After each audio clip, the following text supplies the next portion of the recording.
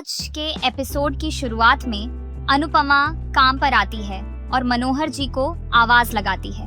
मनोहर जी table के नीचे सफाई कर रहे होते हैं। अनुपमा हैरान हो जाती है और उन्हें बाहर आने के लिए कहती है। मनोहर जी मुस्कुराते हुए कहते हैं कि सफाई करते वक्त उन्हें अपनी कुछ खोई हुई चीजें मिल गईं। फिर वो अनुपमा से कहते हैं कि बोर्ड पर आज का सुविचार लिख दो। अनुपमा जैसे ही लिखती है, मनोहर जी उसकी लिखावट की तारीफ करते हैं और कहते हैं कि 2 कप चाय बना दो। दूसरी तरफ प्रार्थना किसी से फोन पर बात कर रही होती है और कहती है कि जब तक उसे रहने के लिए नई जगह नहीं मिलती तब तक उसे शरण दे। उसी बीच उसे चक्कर आते हैं और वह खुद को संभालती है। प्रार्थना सोचती है कि अब वह अंश को परेशान नहीं करना चाहती। वह जाने लगती है, लेकिन तभी उसे एहसास होता है कि कोई उसका पीछा कर रहा है। उधर मनोहर जी अपनी स्टूडेंट्स को कुछ गोलियां देते हैं और उन्हें प्रैक्टिस करने के लिए कहते हैं। अनुपमा मनोहर जी से पूछती है तो वो उसे आयुर्वेद का महत्व बताते हैं। अनुपमा कहती है कि आपसे मुझे बहुत कुछ सीखने को मिलेगा। मनोहर जी कहते हैं कि हम तुम्हें देसी दवाइयां बनाना भी सिखाएंगे और नृत्य भी सिखाएंगे। अनुपमा हैरान रह जाती है। जैसे ही म्यूजिक बजता है, अनुपमा बेचैन हो जाती है। बाहर सब डांस कर रहे होते हैं और अंदर रसोई में अनुपमा घबरा रही होती है। वह डांस से बचने की कोशिश करती है और अपने कान बंद कर लेती है। उसकी हालत देखकर साफ समझ आता है कि म्यूजिक उसे परेशान कर रहा है। दूसरी तरफ शाह हाउस में अंश प्रार्थना की चिंता करता है और कहता है कि अगर उसे कुछ हुआ तो उसकी जिम्मेदार लीला होगी। लीला कहती है कि तुझे सिर्फ बाहर वालों की चिंता है, अपनों की कोई फिक्र नहीं है। अंश गुस्से में कहता है कि लीला हमेशा परिवार को इमोशनल ब्लैकमेल करती है। वह टूट जाता है और कहता है कि उसने अपनी सारी अच्छाइयाँ परिवार के लिए कुर्बान कर दी, फिर भी लीला खुश नहीं है। अंश दुखी होकर कहता है कि सब अपने मन की करते हैं, तो क्या मैं अपने मन की नहीं कर सकता? क्या एक प्रेग्नेंट और बेसहारा लड़की की मदद करना गलत है? अंश रोने लगता है और कहता है कि मैं इस घर का अच्छा बेटा हूँ। शायद अच्छे बेटों की किस्मत में घर के लिए मिट जाना लिखा होता है। हमारी किस्मत में सिर्फ मजबूरियां होती हैं, मर्जी नहीं।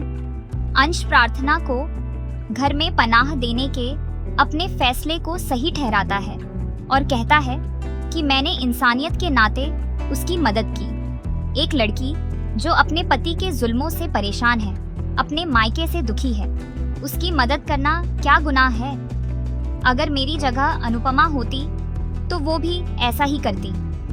लेकिन मैं लड़का हूँ, इसीलिए मुझ पर उंगली उठाई जा रही है। मेरी और प्रार्थना की दोस्ती को सिर्फ इसलिए बदनाम किया जा रहा है क्योंकि मैं लड़का हूँ। लीला कहती है कि अब वह कमाने लगा है, इसीलिए उसकी जुबान चलने लगी है। फिर वह अंश की तुलना वनराज से करने लगती है। अंश सख्ती से कहता है, मुझे रोना आ रहा है इसीलिए चिल्ला रहा हूँ। मेरी तुलना वनराज से मत कीजिए। वो जिम्मेदारी छोड़कर भागे थे और लोगों के पैसे लेकर फरार हो गए थे। अंश दुखी होकर कहता है, मैं सिर्फ अपना दर्द बांट रहा हूँ। फिर वह पूछता है, अगर प्रार्थना को कुछ हो गया तो क्या आप खुद को माफ कर पाएंगी? लीला चौंक जाती है। दूसरी तरफ प्रार्थना कहीं जा रही होती है, तभी गौतम उसका पीछा करता है और जबरदस्ती उसे गाड़ी में बैठा लेता है। प्रार्थना उससे छुटने की कोशिश करती है। गौतम गुस्से में कहता है, तुम्हें क्या लगता है अगर तुम्हारे पेट में अंश का बच्चा हुआ तो मैं मिठाई बांटूंगा? मैं तुम्हारी और उस बच्चे की जान ले लूंगा। प्रार्थना कहती है, प्लीज ऐसा मत करो। गौतम उसे चुप रहने को कहता है, लेकिन तभी प्रार्थना गाड़ी का दरवाजा खोलकर कूद जाती है। गौतम घबरा जाता है और वहां से भाग जाता है। प्रार्थना सड़क पर गिर जाती है। उधर मनोहर जी अनुपमा को देखकर घबरा जाते हैं और उन्हें अपना अतीत याद आ जाता है। अनुपमा एक डिब्बा रखती है। इसके बाद मनोहर जी अपने परिवार के बारे में बताते हैं, लेकिन अनुपमा समझ जाती है कि उनके बेटे उनसे ज्यादा बात नहीं करते। इसी दौरान अनुपमा को पता चलता है कि मनोहर जी कभी अपने डांस की वजह से बहुत मशहूर हुआ करते थे। मनोहर जी खुद कहते हैं, कभी मैं बहुत मशहूर था, लेकिन अब बस एक टीचर बनकर रह गया हूँ। अनुपमा को उनकी हालत देखकर दुख होता है, इसी बीच मनोहर जी अनुपमा का सही नाम लेते हैं। अनुपमा चौंक कर कहती है, पहली बार आपने मेरा सही नाम लिया है। मनोहर जी मजाक में कहते हैं, कभी कभी गलती हो जाती है। इस पर अनुपमा भी मुस्कुरा देती है। उधर अंश प्रार्थना के ऑफिस में फोन करके उसके बारे में पूछता है और उसके लिए चिंतित होता है। तभी लीला आती है और कहती है, मुझे गलत मत समझ, मैंने दुनिया देखी है, इसीलिए सोच समझकर बोलती हूँ। मैं तेरी चिंता करती हूँ। अंश कहता है, मुझे आपका प्यार और चिंता दिखती है, लेकिन जरूरी नहीं कि हर बार आप सही हों। लीला सख्त लहजे में कहती है, इस बार मैं गलत नहीं हूँ। अंश जवाब देता है, मैं भी गलत नहीं हूँ, क्योंकि इंसानियत दिखाना गलत नहीं है। लीला नाराज होकर चली जाती है। दूसरी ओर अनुपमा घर जाने लगती है। तभी मनोहर जी उसे रोकते हैं और कहते हैं, कल काम पर मत आना। अनुपमा चौंक जाती है और पूछती है, क्या हुआ, क्या मुझसे कोई गलती हो गई है? वो विनती करती है, मुझे काम से मत निकालिए, मुझे पैसों की बहुत जरूरत है। मनोहर जी बीच में रोकते हैं और कहते हैं, मैंने सिर्फ कल ना आने को कहा है, क्योंकि मैं अहमदाबाद जा रहा हूँ। मैं महीने में 2-3 बार डांस अकादमी में स्पेशल क्लास लेने जाता हूँ। कल शाम तक वापस आ जाऊंगा। अनुपमा को राहत मिलती है। इसी बीच मनोहर जी को प्राग का फोन आता है। प्राग का नाम सुनकर अनुपमा चौंक जाती है। मनोहर जी प्राग से कहते हैं कि वह कल आएगा और डांस अकेडमी के बारे में भी बात करेगा। अनुपमा सोचती है कि शायद ये कोई और प्राग हो, क्योंकि राही के ससुराल वाले कभी डांस अकेडमी खोलने की इजाजत नहीं देंगे। फिर उसे लगता है कि जिस दिन राही यहाँ आई थी, शायद वो इसी काम से आई थी। लेकिन फिर वो खुद को समझाती है कि शायद राही किसी और काम से आई हो। उधर राही डांस की प्रैक्टिस कर रही होती है। तभी प्रेम आता है और उसे देखता है। राही डांस करते हुए प्रेम से टकरा जाती है। प्रेम मुस्कुराकर कहता है, कई दिनों बाद तुम्हें डांस करते देखा।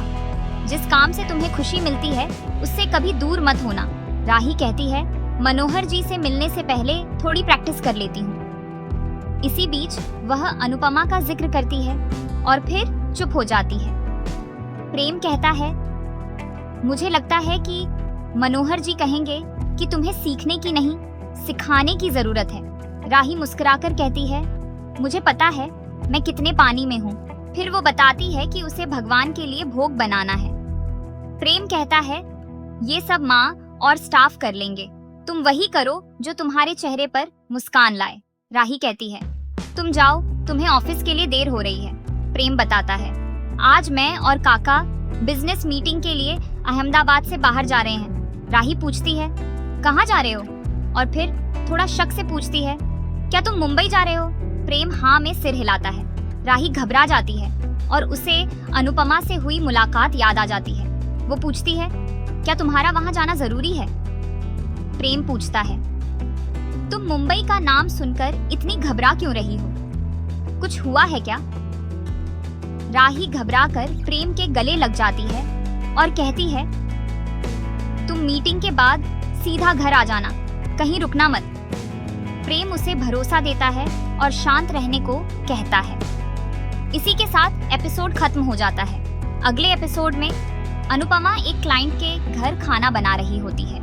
उसी समय प्रेम और अनिल उस क्लाइंट से मिलने वहां आते हैं। अनुपमा घबरा जाती है कि कहीं प्रेम उसके बनाए खाने का स्वाद पहचान न ले। प्रेम जैसे ही खाना चखता है, चौंक जाता है।